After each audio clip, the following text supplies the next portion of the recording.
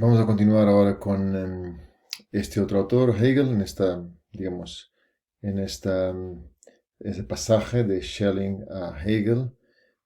Esos autores se conocen, obviamente. Schelling es más joven que Hegel, pero eh, produce una gran influencia en Hegel, aunque después Hegel es el que va a tener una mayor repercusión, digamos así, a nivel de pensamiento, no solo en su tiempo, sino más tarde, como dice también Fernando Sabater en ese vídeo que os he colocado en nuestro entorno, eh, en nuestro entorno visual de aprendizaje.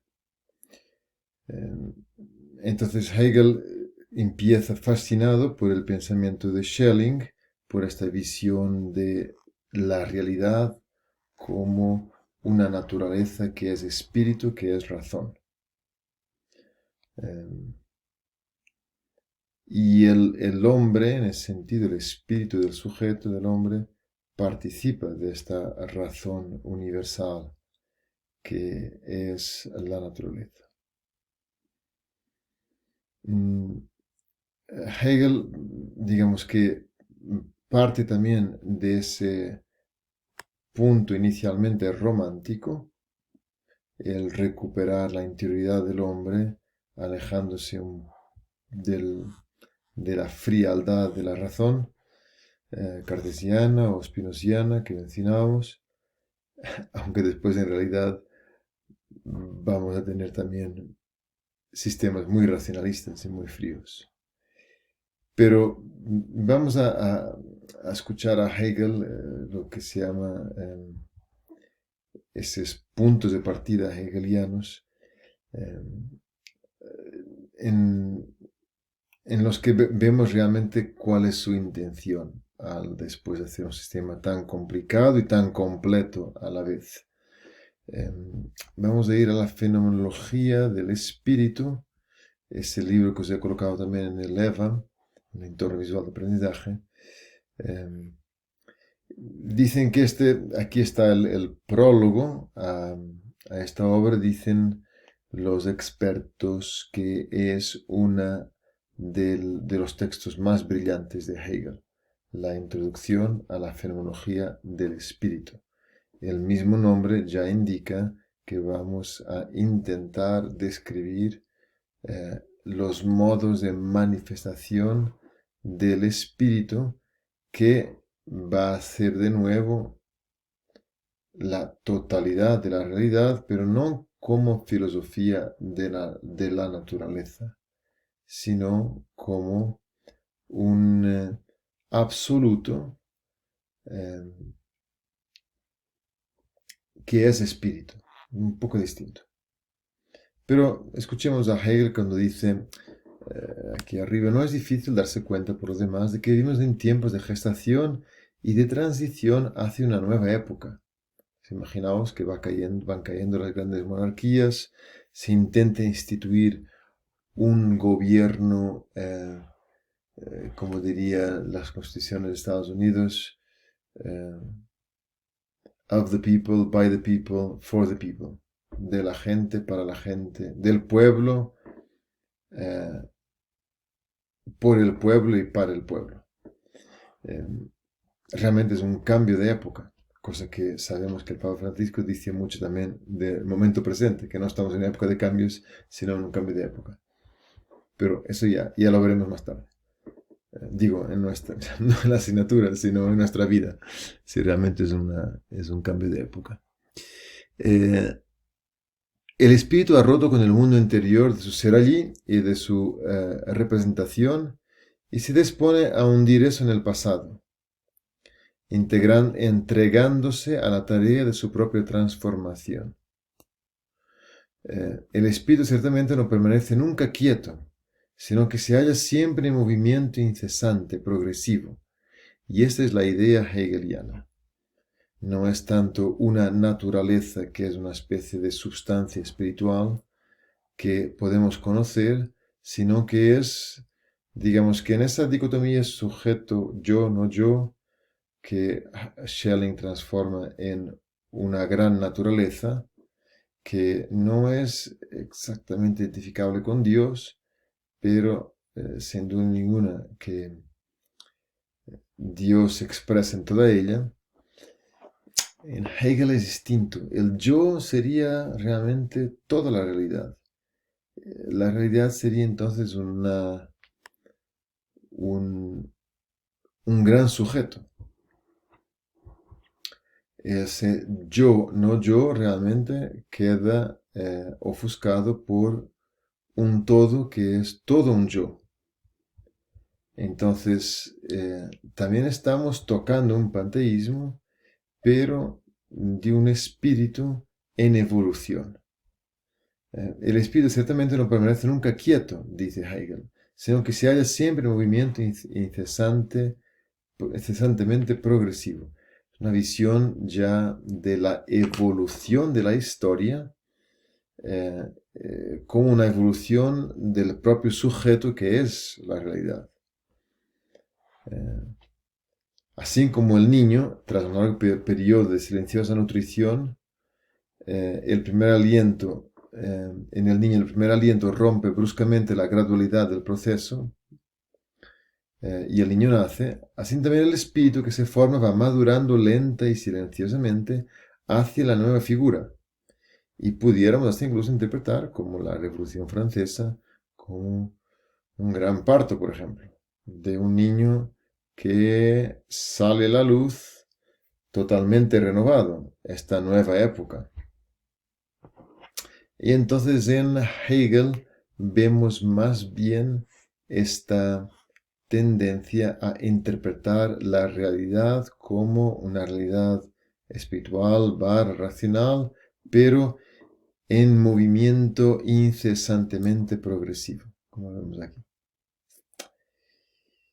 Y realmente esto es distinto de Schelling y entendemos bien cómo este pensamiento va a influenciar después las grandes revoluciones sociales, como por ejemplo la del marxismo, porque se interpreta la historia como la expresión de este espíritu incesantemente, siempre en movimiento incesantemente progresivo. Eh, entonces, seguimos leyendo a Hegel en este texto bastante poético, diría yo, cuando dice aquí, por ejemplo, eh, estos paulatinos desprendimientos, digamos, pequeños altos y bajos en la historia, que no alteran la fisonomía del todo, se ven bruscamente interrumpidos por la aurora que de pronto ilumina como un rayo la imagen del mundo nuevo. Este mundo nuevo que se va configurando, el espíritu va evolucionando hacia un mundo nuevo a través de los altos y bajos de la historia, como puede ser, por ejemplo, el surgimiento del iPhone, por ejemplo, un teléfono móvil que hace muchas cosas y que es mucho más que teléfono, y va a ser agenda, y va a ser reproductor de música, y va a ser tarjeta de crédito. Pues eso es una pequeña revolución en la evolución del espíritu hacia esta nueva época. Más fuerte pudiera ser, por ejemplo, la misma erupción del coronavirus. Eh, pero todo esto son expresiones de un espíritu que está en movimiento incesante, un movimiento incesantemente progresivo.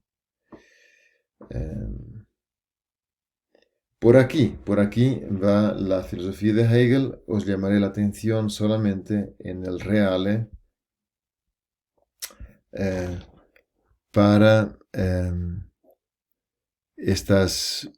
esta forma de progresar del espíritu que viene de alguna manera interpretada y eh, mm, prevista por Hegel.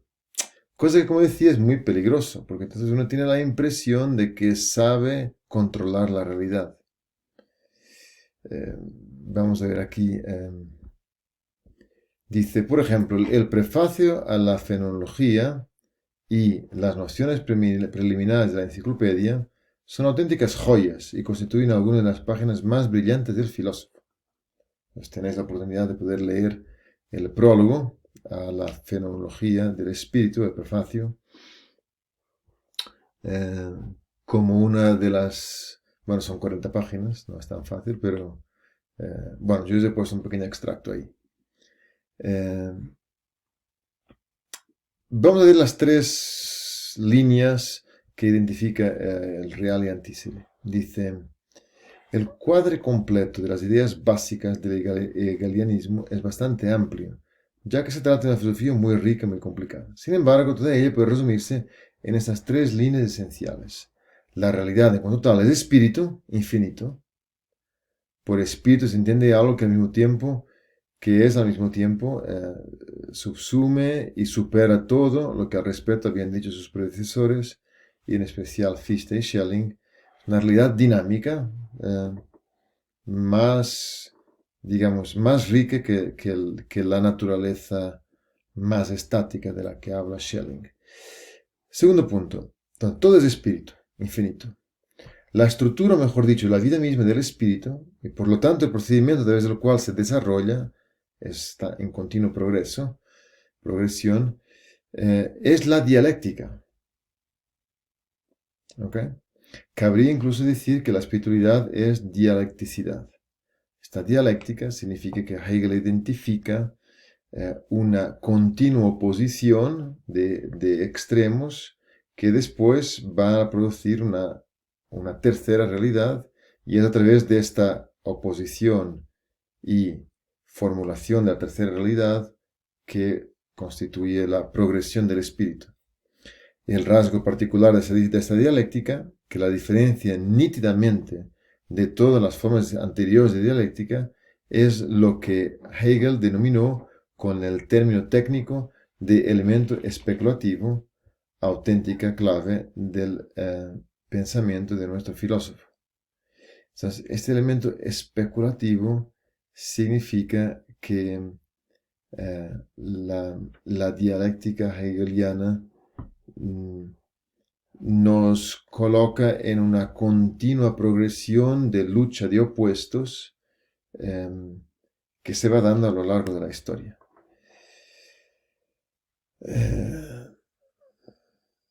Basta leer a Hegel en cuanto a su visión, por ejemplo, de los judíos, para darnos cuenta de que no es un gran adepto de una visión de la realidad que contenga perplejidades, que contenga paradojas, que se encuentre con contradicciones que no logre resolver y que busque otras formas de resolverlas más allá de la razón.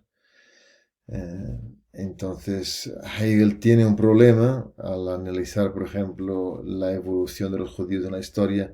Tiene un problema con la espiritualidad judía porque le parece justamente que se mueve en la clave de la esclavitud y de la inferioridad.